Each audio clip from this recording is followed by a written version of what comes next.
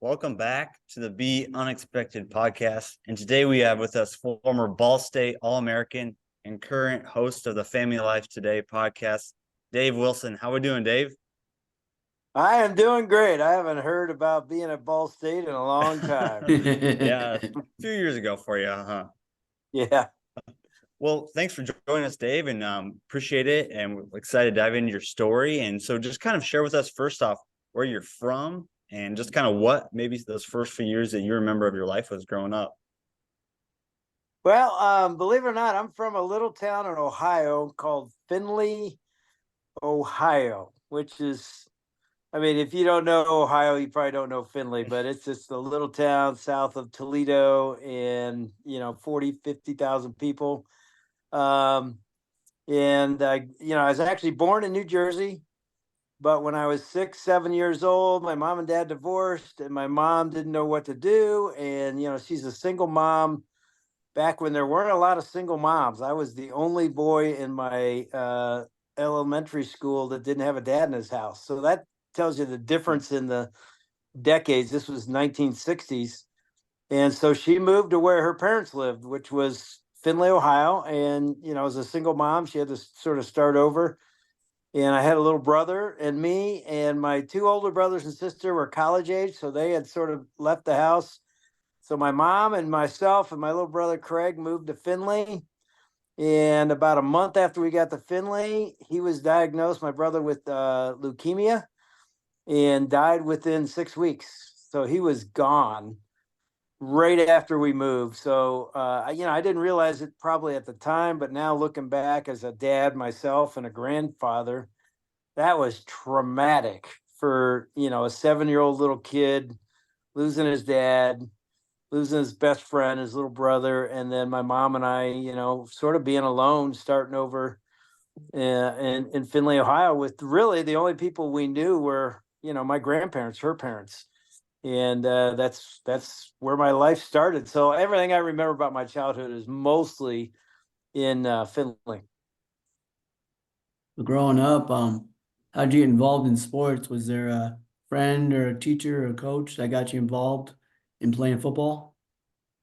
Yeah, as I look back, I think sports and music were my outlet. Again, going through the pain that I went through, I needed something, and I was fortunately to be gifted as a athlete. I just was always gifted to do anything, and I played 3 sports in Findlay High School: football, basketball, and baseball. And then when I was in 6th grade, my dad was a drummer, even though he wasn't around much, but I remember him playing the drums, and my mom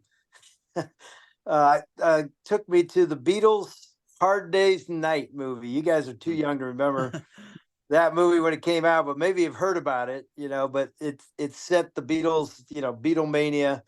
And I went to it as an 8-year-old kid with my cousins, didn't want to go, didn't know who the Beatles were. Why are we going to a movie about music? And I came out of that theater and I had to have a guitar.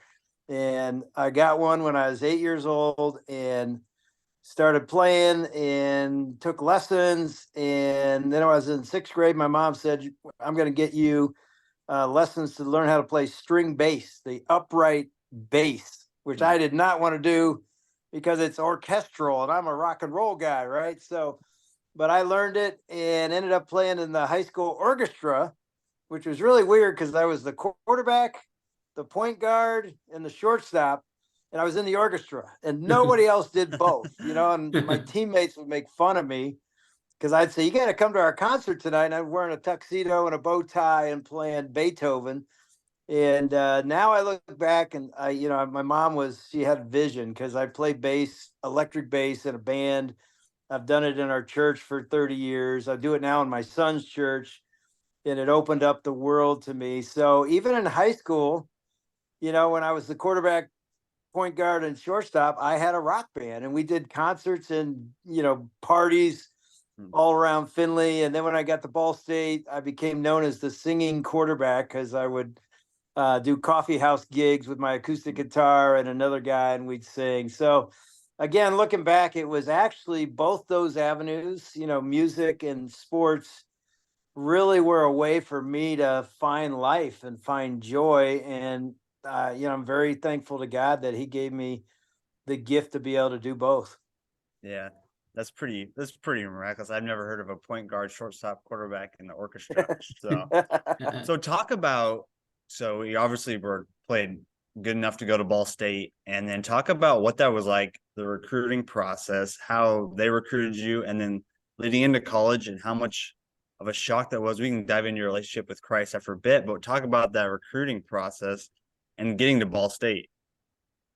Well, it was pretty interesting. My senior year in high school, I didn't start at quarterback till the end of my junior year, when our starting quarterback, who was going to Michigan State to play quarterback, got hurt, and I got to play and did pretty well. And anyway, my senior year then was, the year, and it's interesting. My junior year, we were ranked top 5 in the state of Ohio. We had all these D1 commits on our team, and we ended up 7-3. And so going into my senior year, there was no hope for our team. All the good athletes had gone on to college. It's just a bunch of us losers. And excuse me. And then we went 10-0, undefeated. It's the only undefeated season in Findlay High School history. In fact, a fun stat is I got to set all these, quarterback records for Findlay High School, and all those records were broken years later, actually several decades later, by a quarterback I bet because his rookie year, he took his team to the Super Bowl and won. You know who I'm thinking of? 6'6", played for the Steelers. Oh, Terry, no. Ben Roethlisberger. Ben Roethlisberger, Yeah. I mean, he was a he rookie when he did Yeah, that. I mean, he played quarterback at Findlay High School, obviously decades after I did, but I still hold 2 records he never broke. One is we were undefeated, and they ended up, losing a game or two. And then I still hold a record in Ohio State playoff history for the longest touchdown pass ever thrown in a state playoff game. It was a semifinal game against the number 1 team in the nation at the time, Cincinnati Moeller. And it's a 97-yard touchdown. And everybody always cheers when I say that. But then I have to tell them it was an interception. So that was not a good moment. Oh, man. But it's still a 97-yard TD pass. Yeah. But anyway, we lost to Moeller in the semifinals. That was our only loss at Findlay. But yeah, so I come out of that senior season, and I got two opportunities. One was baseball. They said that I shouldn't sign to play football in college because I have a shot to play baseball out of college. Out of high school. The Reds were talking to me, or actually talking to my mom. But I tell you what, it was just sort of strange. I just love football. I love playing quarterback and the strategy and the mental part of breaking down defenses and beating things. And so I just went into the recruiting process, and it's sort of interesting. Several quarterbacks from Findlay before me all went Big Ten or SEC. And, I grew up in, watching these guys play, and I thought, I'm not as good as these guys. So I told my high school coach, I do not want to talk to any Big Ten teams or SEC because I'm not as good as the guys that went there, and none of them ever played. They went there and never started. So I thought, if they can't play at that level, I can't play. I did take 2 trips. I took one to Michigan, and I took one to Ohio State with Woody Hayes and Bo Schembechler. And Michigan offered, but their quarterback that year was a freshman, Rick Leach. And I thought, I'm just going to sit for 3 years behind him. So I got some other offers. And the reason I went to Ball State, actually back then, was because they were the only college that said they let me play both football and baseball. And so, and they were rising and having it seemed like they were on their way to something great. So that's why I went to Ball State, and went there on a full scholarship, and we won the MAC, the Mid-American Conference, 2 times when I was there. So we had a really successful 4-year career at Ball State. Did you guys ever beat like a Big Ten or an SEC team? Back in the 70s, we didn't play them Okay. like they do now. I mean, they play every year. A MAC team will play at least a Big Ten team. Mhm. My son played college football at Central Michigan and ended up playing for the Lions as a practice squad guy for 2 years. And he beat Michigan State and Iowa when he was there as a receiver. So that was sort of fun to watch that happen. But when I was at Ball State, we didn't play any of the bigger D1 schools. Yeah, now they got the action on Tuesday nights or yeah, whatnot. exactly. Yeah. Yep.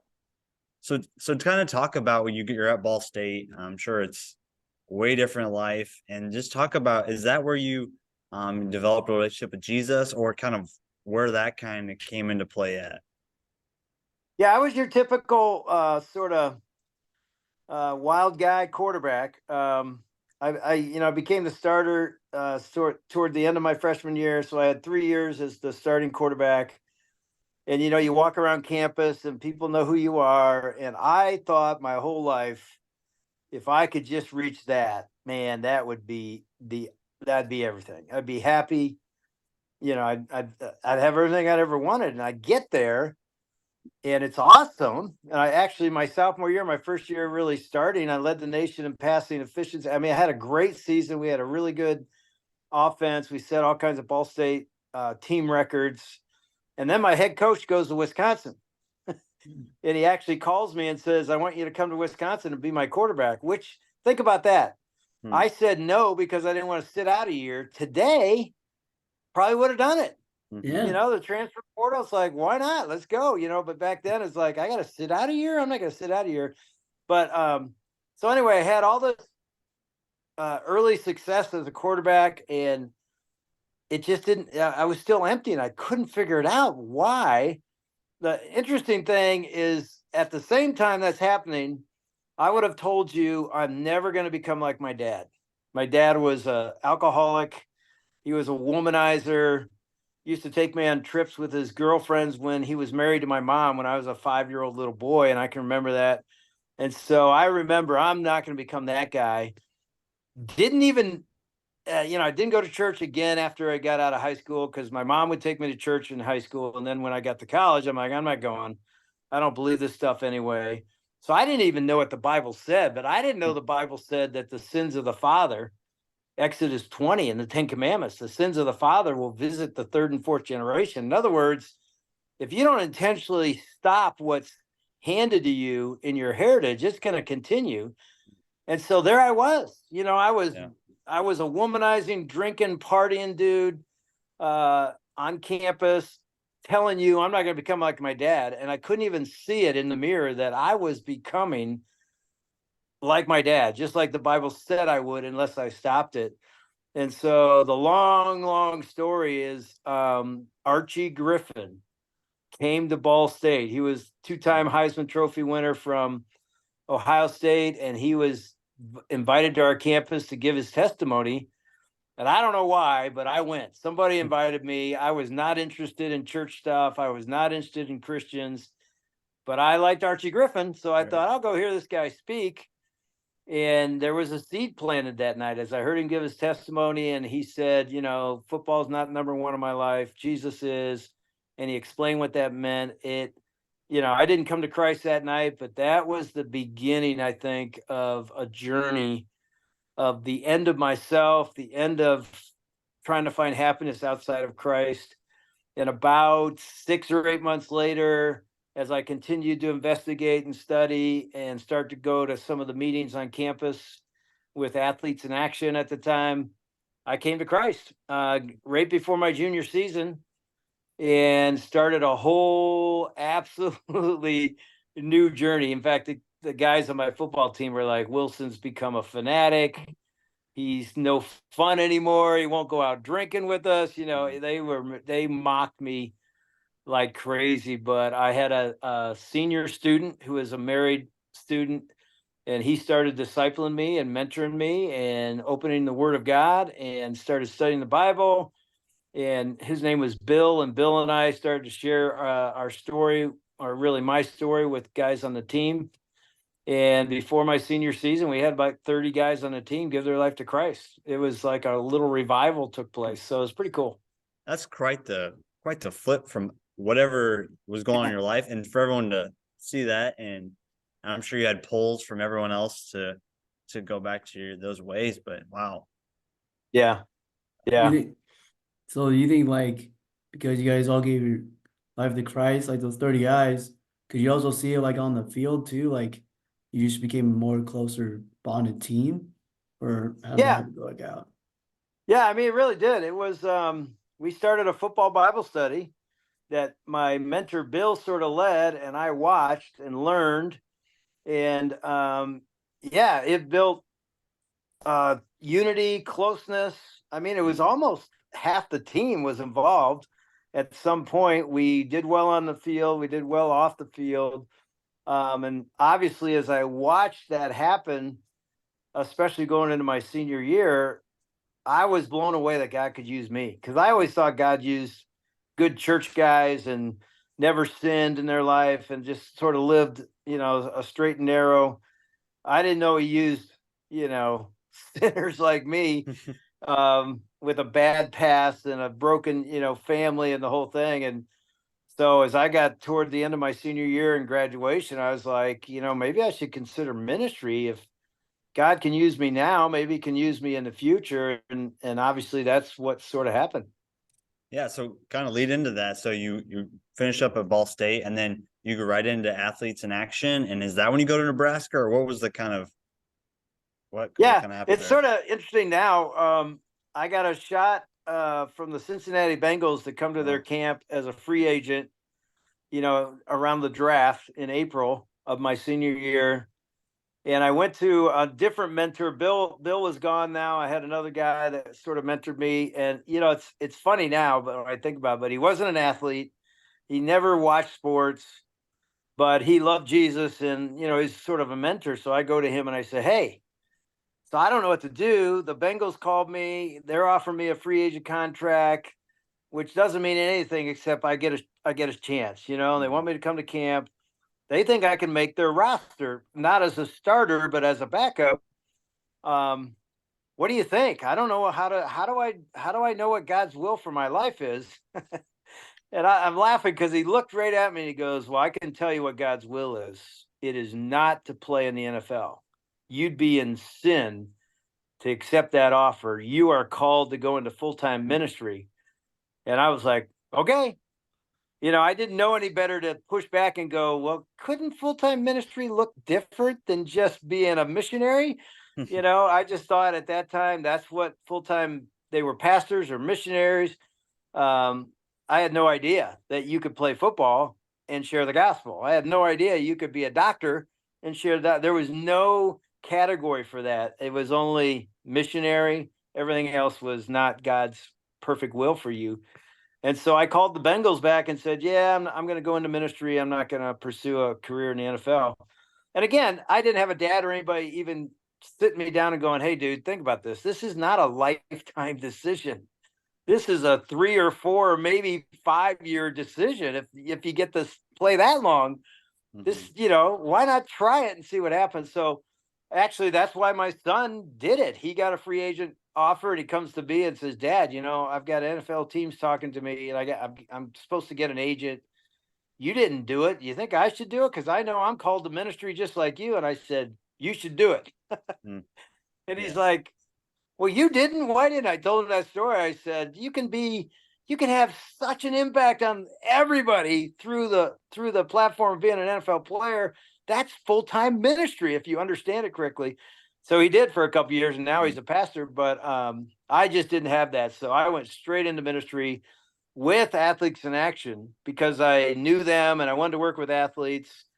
And we started at the University of Nebraska and spent 2 years there. I met Tom Osborne. He was the head coach then.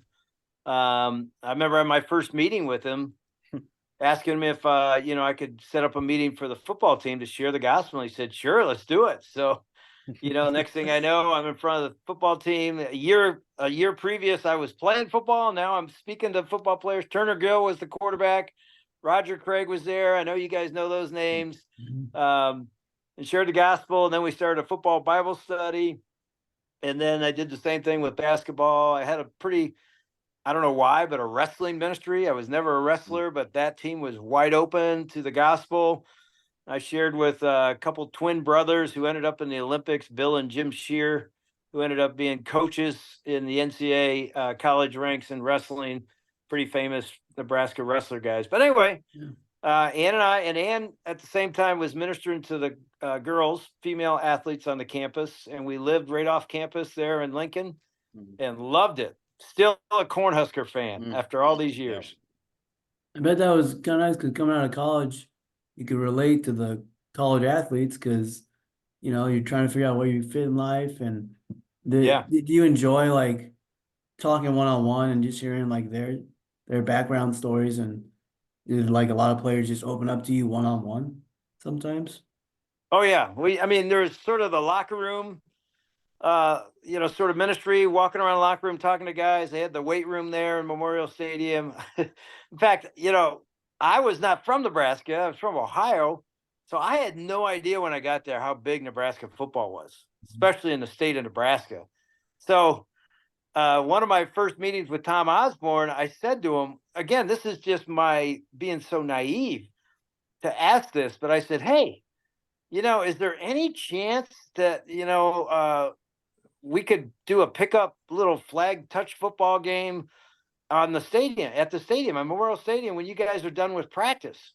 Not knowing you can't ask that. This is like the Mecca in Nebraska. Nobody gets on that field, right?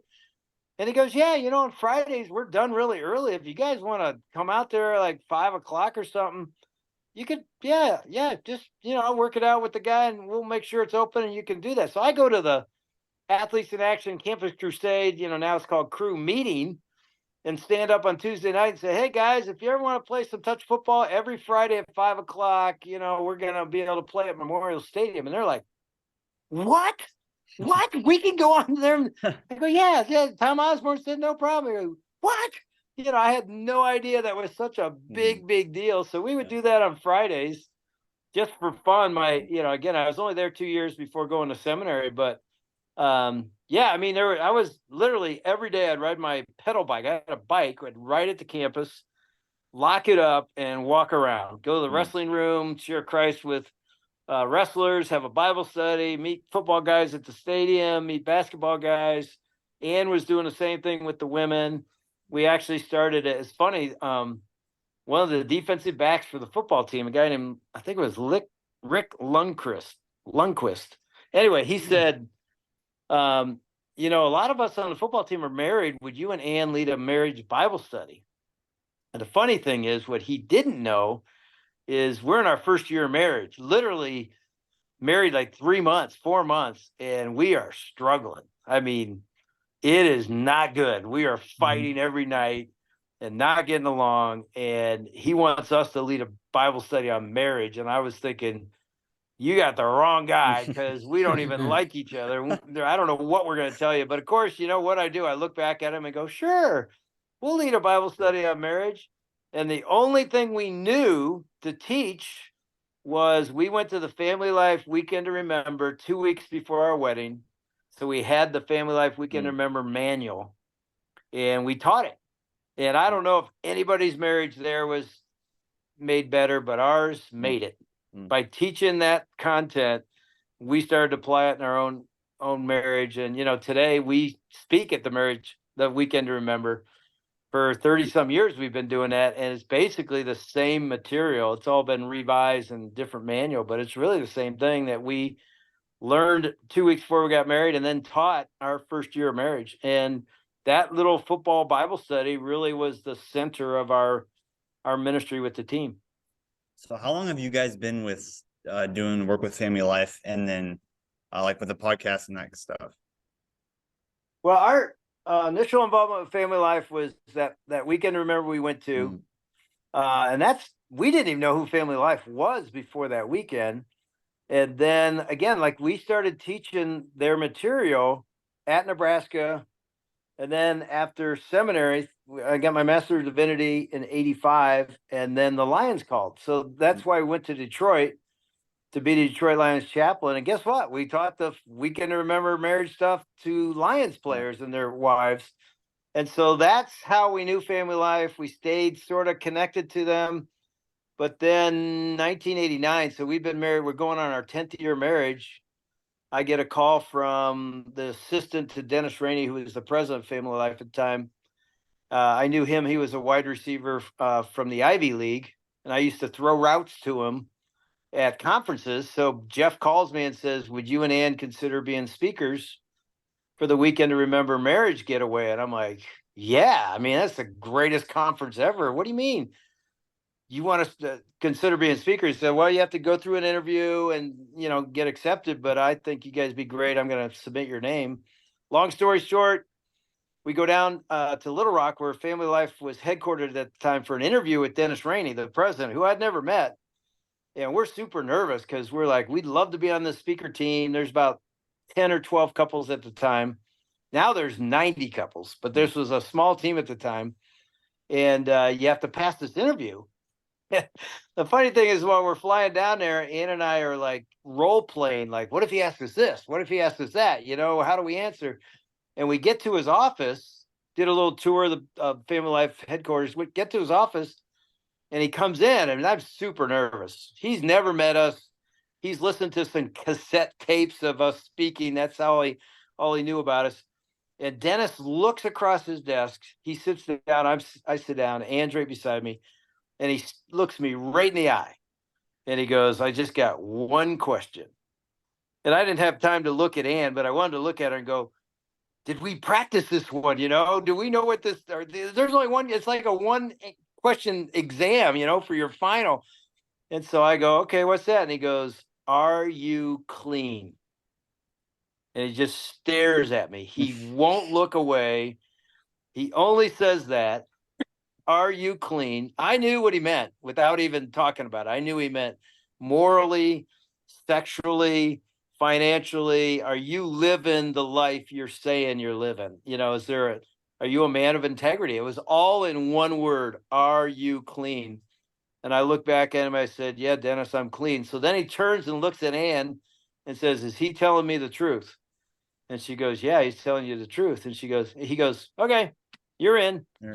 Wow. And we go, wow. I'll never forget. I go, what do you mean? Are we good enough speakers? He goes, yeah, you're okay.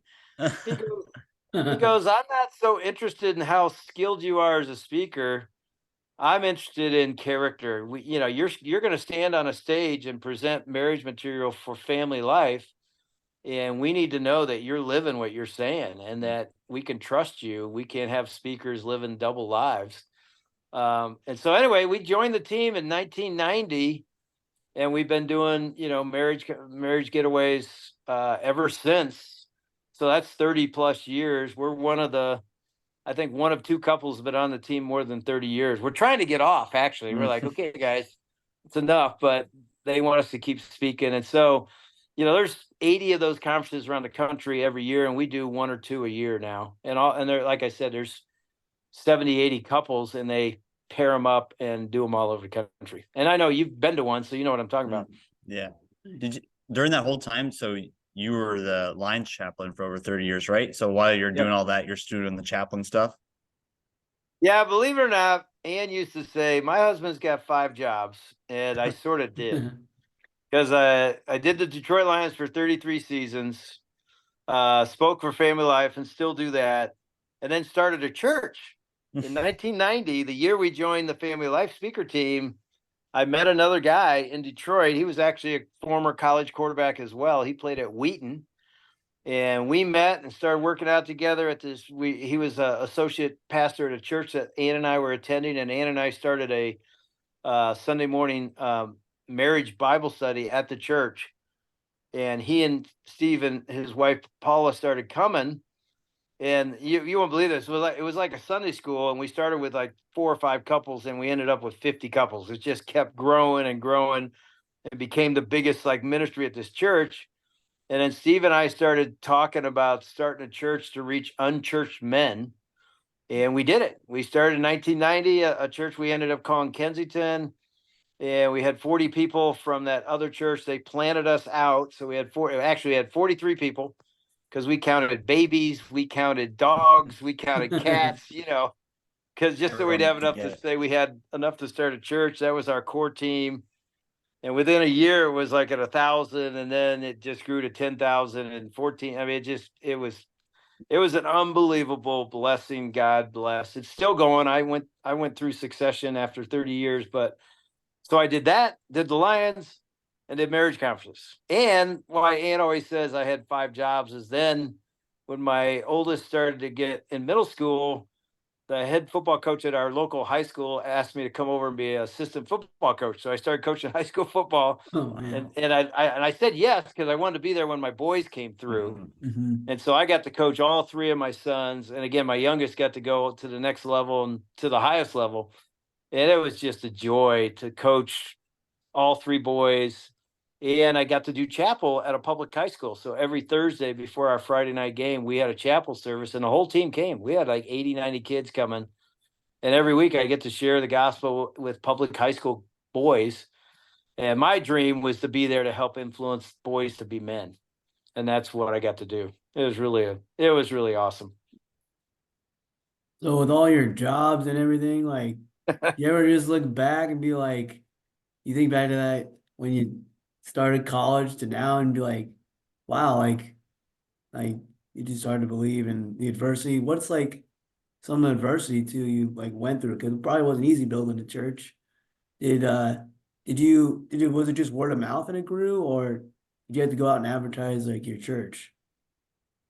Yeah, I mean, a little both. I mean, first question, I would say I look back and I cannot believe what God has blessed us to be able to do.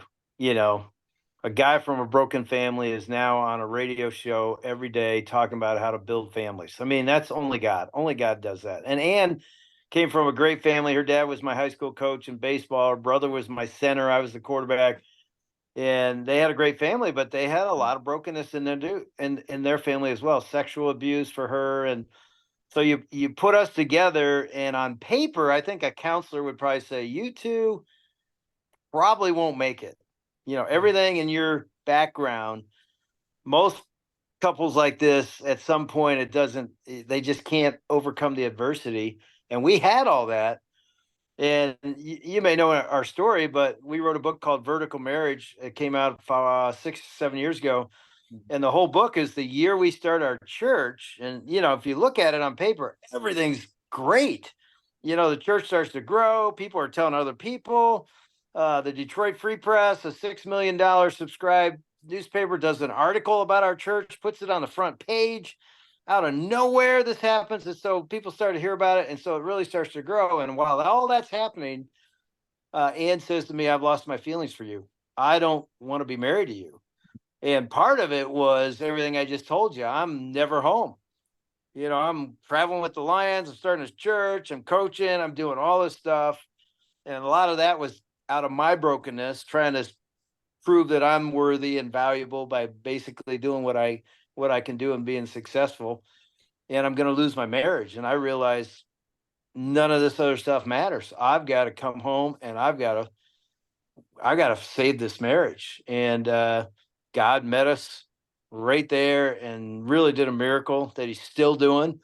And the only reason we're the host of Family Life Today, the radio podcast, is because of that story.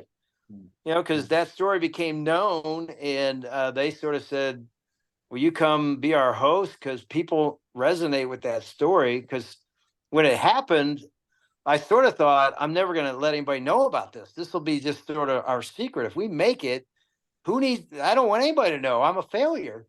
And the opposite's true. As we share the story, we just did a marriage conference in Atlanta 2 days ago, and told the story, and everybody in the room's like, we are living where you were. How do we get out of the rut you were in? And so we get to point them to Jesus. We call it vertical marriage. Go vertical, and you'll have a better horizontal marriage. So yeah, the whole way from the beginning of our marriage to where we are now, married 43 years later, God has just showed up over and over. And again, I'm not saying it hasn't been hard. There are still huge struggles, valleys we go through, but there's mountaintops. And as long as you just hang on at times to Jesus, even when you don't feel like it, and do the right things in your marriage, even when it's a struggle in your marriage. He meets you, and he walks with you in and through that valley. As you guys know, you've been through all kinds of hardship. Yeah. Yeah. So Sure. just thank you for being vulnerable and sharing your guys' story and impacting others and letting God work through you guys and then allowing them to work through others. So thankful for doing that. And thank you for sharing all your story, all the Ball State memories, specifically the Husker memories that we can really resonate with. So we Yeah. appreciate it, Dave. Yeah, thanks, Dave. Oh, you're welcome. And I wasn't kidding when I said at the beginning, I'm still a Cornhusker. Yeah. I was Thank only there you. a couple years, but man, Big Red, man, it just sort of gets in your soul. Yeah. Next year's the year. We've been saying that, but Yeah. I think Matt Rule I has hope us so. on the right It's trajectory. interesting. I'll just throw this in. A guy that I sort of got to lead to Christ as a Detroit Lion, Dom Raiola, his son Oh, yeah. just signed to be your quarterback there, Dylan. Yeah. And I mean, Dom and his mom, Yvonne, Dom and his wife, Yvonne, Dylan's mom, man, they radical transformation by Jesus. Wow. When he was a player for the Lions. And then to watch I knew his son when he was a baby. Wow. Dylan was a baby back when Dom was with the Lions, and to see him grow up and then, decommit from Ohio State and decommit from Georgia, Yeah, it you was got it. crazy. Who knows? Couldn't Maybe believe he's it. the ticket to take you to a national championship. Maybe You make the should, I mean, playoffs. you say that like that's literally like Husker fans here in Nebraska. That's literally all that's been talked about. Like, Raiola bring us back. So hope so. Hope so. Yeah. Yeah. We'll see. Well, thanks, Dave. Thank you. Appreciate it, guys. Keep doing what you're doing. Will do.